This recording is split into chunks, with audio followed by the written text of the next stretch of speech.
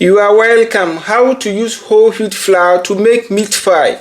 Yes, constipation is very painful, so that's why you have to use whole wheat flour, which has more fiber than the soft white flour. So this is how you are going to use the whole wheat flour to make your meat pie.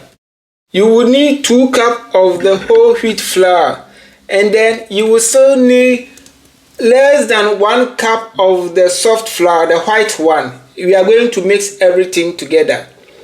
After getting your flour ready, then you have to add little salt. Then add 1 teaspoon of baking powder. Then add 1 teaspoon of nutmeg. After adding all your dry ingredients, the next part is the margarine. For the margarine there, you have to be very generous, even though it is going to make you sick and die early, but you have to add more.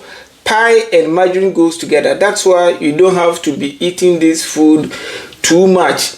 Even though too much of everything is bad, but this one, even little much is bad.